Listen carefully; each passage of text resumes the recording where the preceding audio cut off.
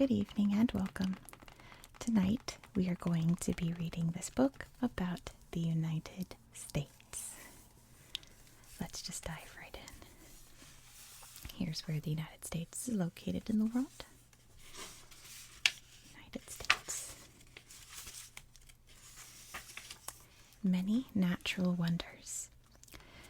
For some people, Monument Valley in Utah and Arizona sums up the geography of the United States.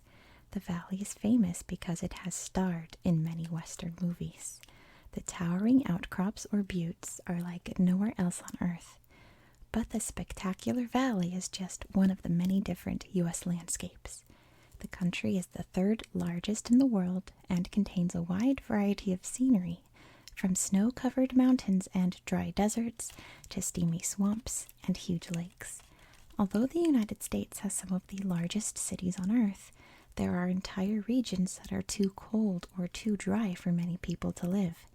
As the writer Gertrude Stein said, in the United States, there is more space where nobody is than where anybody is.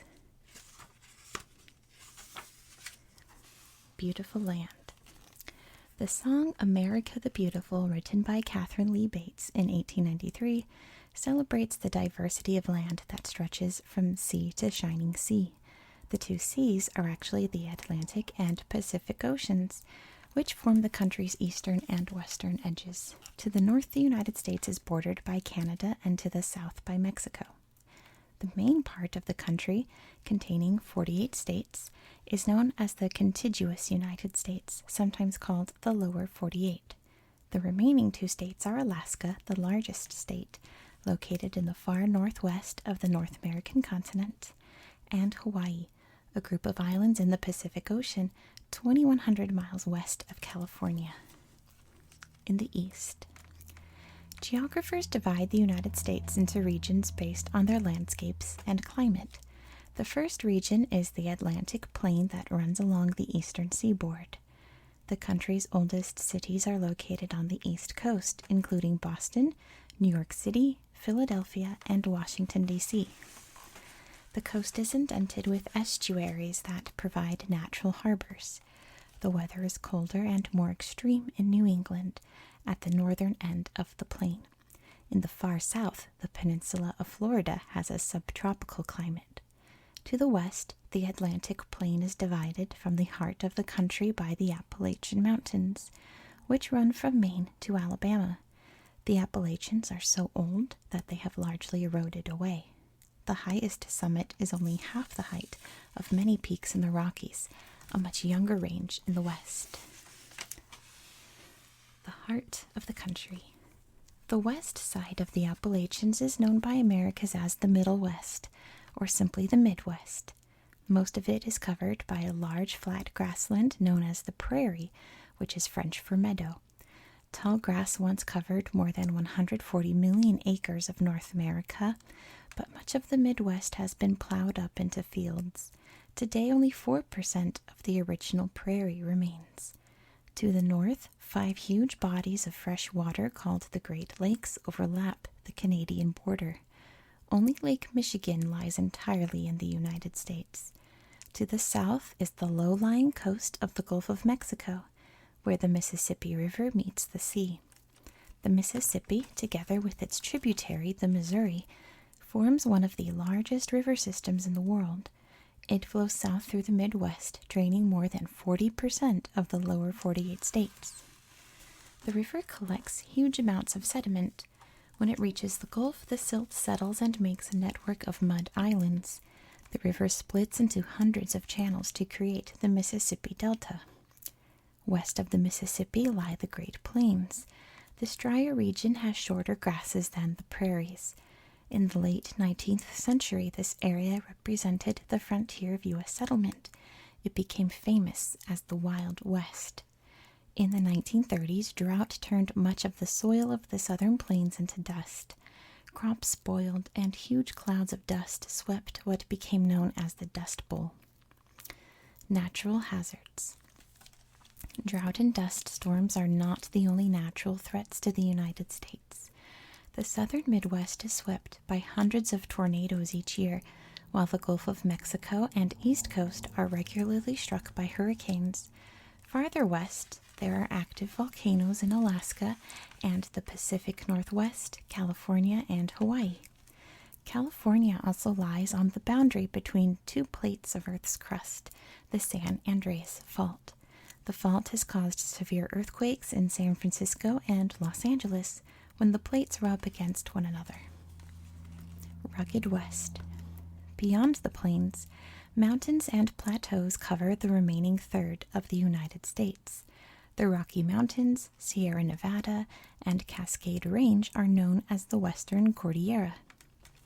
The West is home to yet more unusual landscapes. One of the most famous is the Grand Canyon, a 277-mile gorge in the Arizona desert cut a mile deep by the Colorado River. The lowland plain of the west coast is much narrower than in the east. In many places, the coastal mountains plunge right into the ocean. This creates some of the country's most spectacular coastlines, such as California's Big Sur. The coast also has sheltered bays that provide natural harbors. Seattle and San Diego both grew around bays, but the San Francisco harbor is the largest in the world. Another West Coast city, Los Angeles, grew for other reasons. In the 1920s, oil was found in the area, which caused an influx of people. Meanwhile, movie studios also moved to New York to the city's Hollywood district. They came to take advantage of the balmy Californian climate, which had enough sunshine to allow outdoor filming throughout the year.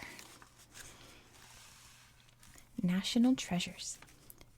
Swooping over the water, the magnificent bald eagle prepares to grab a fish. The bird is the symbol of the United States. In 1782, Thomas Jefferson and other founders chose the bald eagle to express their majestic vision of the new country. Not everyone agreed with the decision. Benjamin Franklin said that the eagle was a bird of bad moral character. He wanted to choose the turkey because it was a bird of courage. With a wingspan of up to 96 inches, the bald eagle can weigh more than 15 pounds and can kill young deer. Despite its name, the bald eagle is not bald at all.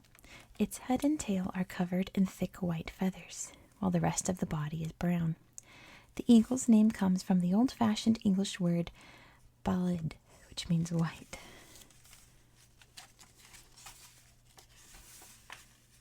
Home of variety. Oh, look at this face. The United States is one of the most ecologically diverse countries on Earth. It is home to about 2,000 species of mammals and thousands more species of reptiles, amphibians, and birds. Due in part to a 100-year history of conservation programs, many species that were once endangered are now flourishing. Animals that have benefited from such programs include gray wolves, golden eagles, prairie dogs, and bison. On the waterfront. The United States has ocean to the west, east, and south. The Pacific coast is foggy and damp in the north and hot and dry in the south. The cold coastal waters off Northern California are home to vast underwater forests of seaweed called kelp. The forests create a natural barrier that protects the shoreline from large waves. Californian sea lions seek shelter among the kelp to hide from great white sharks that patrol farther offshore. Sea otters also live in the kelp. They collect shellfish from the seabed and love to eat sea urchins. The urchins eat kelp roots, so without the otters, the forests would die. About a century ago, fur trappers had reduced California's sea otter population to a few dozen. The kelp forests declined, and as a result, storm waves began to erode the California coast faster than usual. Now sea otters are heavily protected. Along the eastern seaboard, the Atlantic Ocean stretches from the lobster-filled waters of Maine in the north to the warm waters of Florida. Seagrass that grows in Florida's calm inlets is eaten by manatees. These sea mammals look like a cross between a cow and a seal, but are actually related to elephants. Florida is also home to the endangered American crocodile, which lives in freshwater lakes, but also swims in coastal areas. Coastal seas. Wow, I can read. The American alligator only lives in fresh water and is much more common. Alligators kill about 3 people a year in the United States. Any gator longer than 6.5 feet can kill a human. Most casualties are children playing beside water, but attacks are actually pretty rare. There's a baby jumper. On the timberline. The ancient woodlands that once covered the eastern and southern portions of the United States have, for the most part, been cleared. However, huge areas of forest remain elsewhere in the country, especially in the mountains of the west. One of the most unusual is the Olympic National Forest in the northwest corner of Washington state. It is a rainforest. Nearly 10 feet of rain falls there each year. This rainforest is not like the hot and steamy jungle of tropical rainforests. It is a temperate forest, meaning it has moderate temperatures. However, vegetation grows just as quickly as in the tropics, despite the colder weather. Every surface is covered in plant life, from huge conifer trees to lush mosses. Staying dry. The United States has 3 different types of deserts, all of them in the west. The Great Basin Desert, centered in Nevada and Utah, is a cold and high place. When winter snow melts in spring, it provides enough water for slow-growing pines and shrubs to make it through the rest of the year. The second desert is the Sonoran, which extends from Arizona and Southern California into northern Mexico. It is the most biologically diverse desert in the world. It is watered by summer and winter rains, which support... Oh, there's a snake there. Be wary if you're afraid of snakes. Fast-growing flowers that bloom in spring, as well as other slower-growing woody plants. The third U.S. desert is the Mojave. It is home to the Joshua tree, a member of the yucca family that is native to the southwest. One of the few animals to survive in the Mojave's extreme heat is the Gila monster, one of only 2 venomous lizards in the world. Another deadly reptile found in the desert is the western diamondback. Snake, the largest type of rattlesnake in North America. I got distracted. I think snakes are beautiful, but anyway. The plains and mountains. The cougar is the largest cat in the United States. It is most common in the western mountains and among the chaparral, thick shrubs that cover the dry hills and plateaus. Snake is gone, if you're wondering. The cats prey on bighorn sheep and deer that try to stay safe by grazing on steep cliffs or by hiding in the alpine forests. On the plains, animals have other ways of protecting themselves. Bison are large enough to evade most enemies except for one. Once, millions of bison grazed on the plains. Native Americans hunted bison for food and used the skin and bones to make clothes and tools. European settlers killed off almost all the bison for their hide, bringing them close to extinction. Today, nearly all bison live in herds raised in captivity. Land of the Free. A cracked old bell lies at the heart of American history. The Liberty Bell is said to have been rung in 1776 to mark the first reading of the Declaration of Independence. The document expressed the decision of Americans to create their own country, the United States of America. The bell hung in Independence Hall in Philadelphia. It was rung again when the U.S. Constitution was signed there in 1787. In 1800, Washington, D.C. replaced Philadelphia as the nation's capital, but the Liberty Bell remained in Philadelphia. It was rung each year on the 4th of July and to celebrate the birthday of George Washington, the first U.S. president. However, in 1846, the bell's crack got so bad that it stopped working. Today it is just given a light tap each year. I like to read this part in the history section because it's about like the early history of the country. So, the first Americans. About 15,000 years ago, during the last ice age, sea levels fell and exposed a land bridge across the Bering Strait, the stretch of water that now separates Russia from Alaska. For the first time, people could walk to America from northern Asia. The people that did are the ancestors of today's Native Americans. Early Americans were hunter-gatherers, surviving by eating only what they could find and catch. They did not grow food or keep animals or wear clothes made from animal skins. However, they did invent some simple technology. Near Clovis, New Mexico, archaeologists found stone tools used by people that lived there around 13,000 BCE. Before Columbus. When Europeans arrived in the Americas in the late 15th century, many native cultures already lived there. More than 200 different languages were spoken in North America alone. The Mississippians, who lived at Cahokia in present-day Illinois between the years 700 and 1400, built large mounds to bury their dead. At its peak, around 900 years ago, Cahokia was home to as many as 20,000 people. Enter the Europeans. American history changed forever in 1492, when an Italian sailor working for the Spanish royal family arrived in the Caribbean. Christopher Columbus was looking for a new sea route to China by sailing west from Europe. Instead, he stumbled upon a new world. The Spanish took the lead in exploring. In 1513, they claimed Florida, which later became home to the first permanent European settlement in North America, St. Augustine. The French set up colonies around the Great Lakes, while an English colony started at Jamestown, Virginia in 1607. Soon the Dutch and Swedish also settled on the East Coast.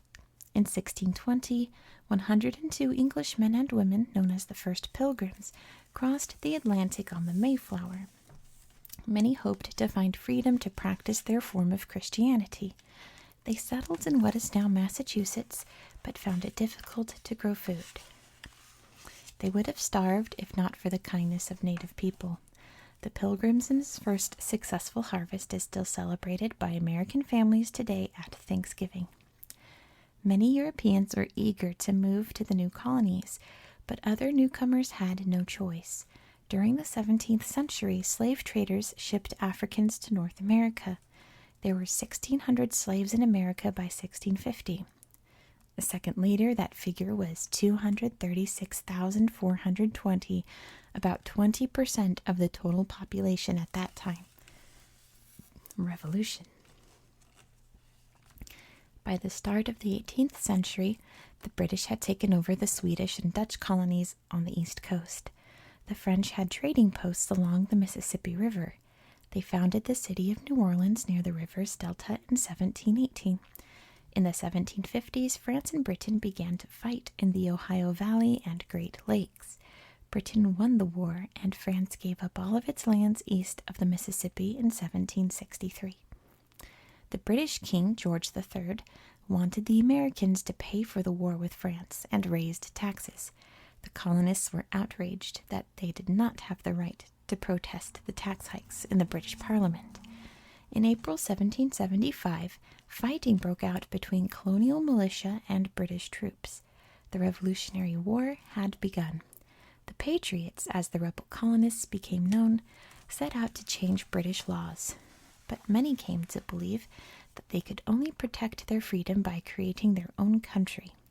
In the summer of 1776, representatives of the 13 colonies met in Philadelphia. On July 4th, the Declaration of Independence was signed after being drafted by Thomas Jefferson. With help from the French, the Americans finally defeated the British in 1783. The United States of America was born. George Washington, who had commanded the Continental Army, became the first president. Early troubles. By 1800, the population of the United States had grown to 5 million whites and 1 million African slaves. Many Americans believed that slavery was wrong.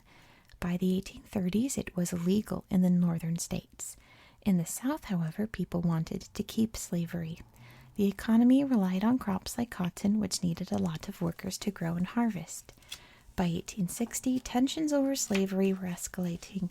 The number of states had grown to 37, as the United States continued to expand west.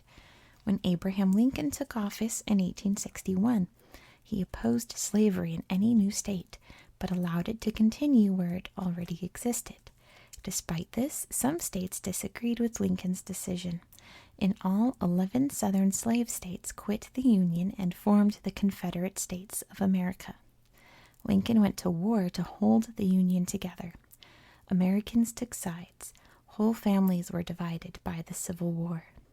4 years of fighting cost 600,000 lives before the North won. The Union was preserved, and slavery ended throughout the country. A mighty nation emerges. When the Civil War ended, the U.S. had a lot to figure out. Over the next decade, the young country underwent a period of reconstruction, implementing new laws and reconnecting the divided nation. It was not long until the country was once again thriving as an influx of immigrants arrived, seeking new opportunities. Many headed west to look for land and came into conflict with Native Americans. The U.S. Army forced groups onto reservations or land set aside by the government. In the early 20th century, industry grew rapidly. The Ford Motor Company in Detroit made cars that even ordinary people could afford. However, the stock market crashed in 1929 and the Great Depression began. By 1932, 1 in 4 Americans had no job. The United States was still recovering from the Depression when the U.S. naval base at Pearl Harbor, Hawaii, was attacked by Japanese aircraft in 1941. The United States entered World War II and was on the winning side 4 years later. The United States emerged as a world superpower. The communist Soviet Union was equally powerful, and the two nations became locked in a struggle for political influence, known as the Cold War. This conflict led to several wars in foreign countries, and many thousands of U.S. soldiers fought in the Korean War and the Vietnam War. Cracks appear.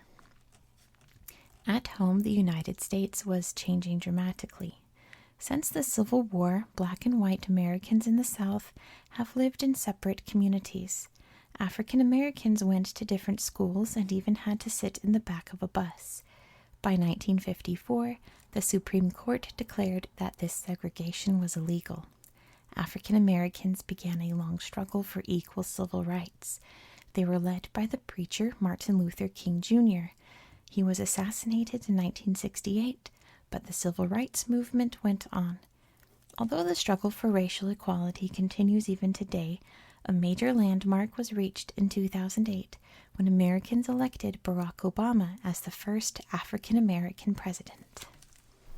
The new century. The Cold War ended in 1991 when the Soviet Union broke up. The United States became the world's only superpower, but it still had enemies. On September 11, 2001, Islamist terrorists attacked New York and Washington, D.C. Although some Americans were reluctant to support military action, the United States fought back, going to war in Afghanistan in October 2001 and invading Iraq in 2003. Hey, I know this place. A nation of settlers. Walk through the streets of Chinatown in San Francisco, California, and you might think you're in Hong Kong or Beijing. This part of the city is home to the largest Chinese community outside of Asia. It is also home to many Southeast Asians, including Vietnamese, Laotians, Koreans, and Thais. There we go. Only about 1% of U.S. citizens are Native Americans. The other 99% are descended from different ethnic groups that have settled in the country over the last 500 years. For example, many Chinese Americans are relatives of the people who arrived in California in the 1840s to work on the railroads that were being built across the country. More arrived during the California Gold Rush of 1849.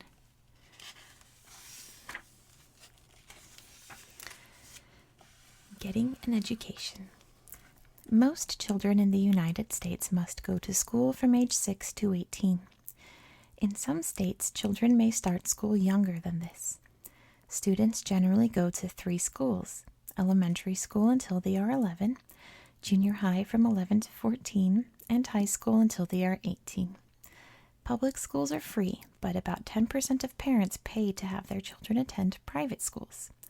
About 3% of U.S. children, 1.5 million kids, are taught at home. A quarter of American adults have been to college after school and have at least a bachelor's degree. To go to college, students need good grades. They also have to pay tuition, which can be very high. Some students cannot afford a college education. Religious differences. Ever since the Pilgrims sailed from Europe, hundreds of thousands of people have come to America to be able to practice their faith freely.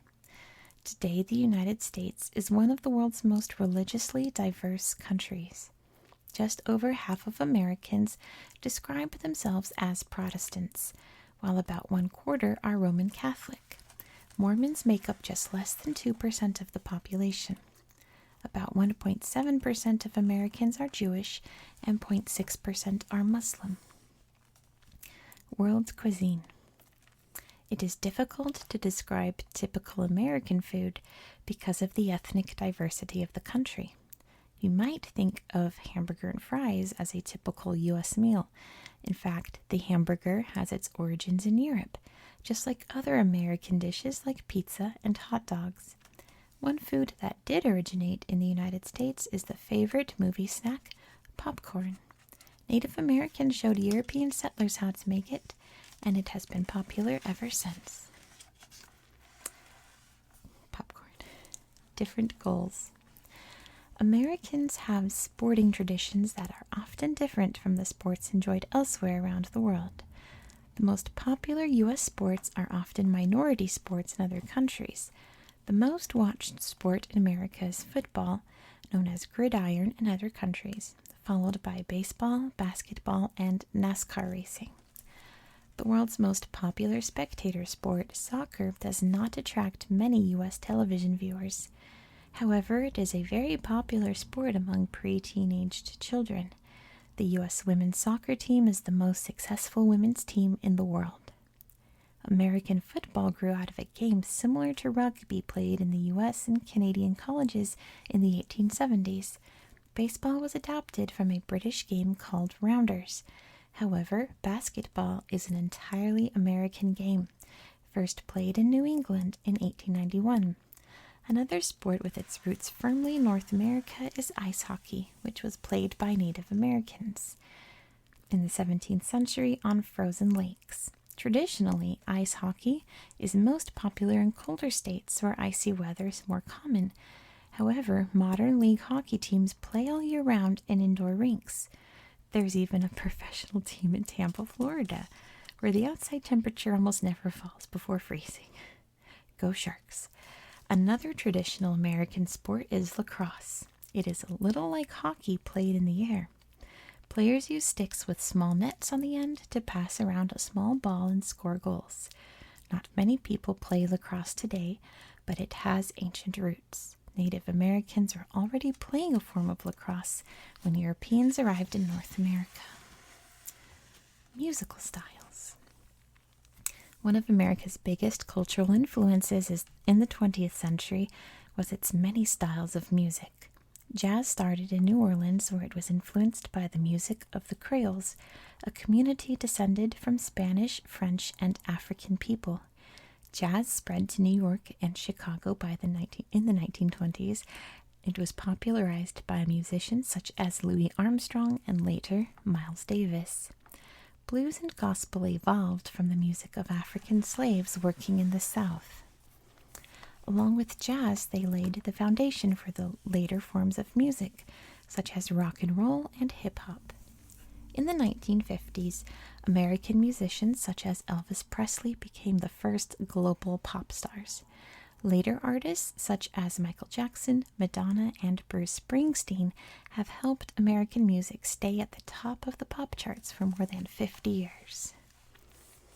Land of Writers. In the 19th century, poets Emily Dickinson and Walt Whitman wrote about daily life, while Herman Melville described the New England whaling industry in his novel Moby Dick. Harriet Beecher Stowe wrote Uncle Tom's Cabin to protest slavery. It is said that when the Civil War began, Abraham Lincoln called her the little lady who wrote the book that started this great war. The Adventures of Huckleberry Finn by Mark Twain appeared in 1884. Its heroes, Tom Sawyer and Huck Finn, are still among the most popular characters in U.S. literature. In the 20th century, novelists such as Ernest Hemingway, William Faulkner, and F. Scott Fitzgerald considered what it meant to be an American. The plays of Eugene O'Neill and Tennessee Williams explored the hardships of American life. Popular children's books included Dr. Seuss's Cat in the Hat series and E.B. White's Charlotte's Web. Crafting art. Many of the world's greatest painters and architects have been American. Modern art bloomed in the country during the 20th century. The abstract artist Jackson Pollock made splatter paintings in the 1950s. In the 1960s, Andy Warhol was a leader of the pop art movement, which tried to make art out of everyday objects. More traditional painting was given a new perspective by Edward Hopper, who captured urban life, and Georgia O'Keeffe, who focused on the beauty of the desert. By the early 20th century, a distinctive American style of architecture had developed: skyscrapers. The first skyscrapers, steel-framed buildings with dozens of floors, were built in Chicago and then New York City. Today, they are seen in all large cities. Since the 1920s, Los Angeles, California has been the hub of the movie industry. Because of this, people around the world are often more familiar with how Americans live than they are with the cultures of near countries. But their image of America comes from Hollywood movies and U.S. television shows. It doesn't always reflect reality. In pursuit of happiness. The gleaming white dome of the Capitol building shines in the sun. The Capitol building is the most important building in the U.S. Capitol, Washington, D.C. Its position at the top of Capitol Hill, known in Washington as simply the Hill, reflects its significance as the seat of the federal government. It is here that the most important decisions are made, the laws that apply to all 50 U.S. states. Located on the far side of the Hill, the Supreme Court is the only other institution that can change U.S. laws. If you stand on the steps in front of the Capitol building, all the other buildings that line the hill appear much smaller, including the White House where the president lives. Congress has passed a law to prevent any buildings in the city from being taller than the dome of the Capitol building. For the people, by the people. Since the United States declared independence in 1776, Americans have been figuring out how to govern themselves. Although the federal government passes the laws of the country, each state can also make its own laws. The founders who wrote the Constitution in 1787 set out to balance federal and state power. They also divided the federal government into three. The executive, legislative, and judicial branches each have specific roles that stop the other branches from having too much power. They operate a system of what are known as checks and balances. Each state has a governor, which is its highest political office. The governor runs the state government, which is responsible for things such as police, schools, and highway maintenance. The governor's work is overseen by state representatives who serve in the state legislature. Two political parties have dominated U.S. politics since the 1790s, the Democrats and the Republicans. Members of Congress are elected at different times from the president, so it has often happened that the president is from one party, while Congress is controlled by the other. Again, this helps prevent either party from becoming too powerful. Working the land. 100 years ago, the United States was an agricultural country where most people worked on the land. Today, 2/5 of the land is used for farming, but less than 1% of the labor force are farmers. Much of their work has been mechanized. The United States is the world's greatest producer of agricultural commodities such as wheat and corn. The huge prairies are ideal farmland, and irrigation systems have converted the drier plains and desert regions into fertile farmland. Livestock is also a vital part of farming. It earns around half of the country's total agricultural income of $240 billion each year. Changing times. Much of the wealth of the United States came from its manufacturing industry. Since the late 19th century, mechanized factories and inexpensive labor meant that Americans could make anything they needed and sell the surplus abroad. However, the last 20 years have brought a shift in production away from the United States to countries such as China, where the costs of manufacturing are now much lower. The United States continues to excel in high-tech manufacturing, such as building airplanes, but today most Americans work in the service industry. They use their skills and knowledge not to make things, but to provide services. Large service industries include healthcare, education, and tourism. Another powerful and important service industry is finance and banking. Banking. Wall Street in New York City is a tiny street, but it lies at the heart of the world economy. It is home to the New York Stock Exchange. The future. Since 1945, the United States has been the leading economic power in the world. Today it faces a steep drop in wealth that has not been seen since the 1930s. Will the United States retain its strong global position? No one knows, but one thing seems certain. Americans will continue to be known for their positive outlook and their refusal to be beaten. The American dream of building a better life is sure to survive.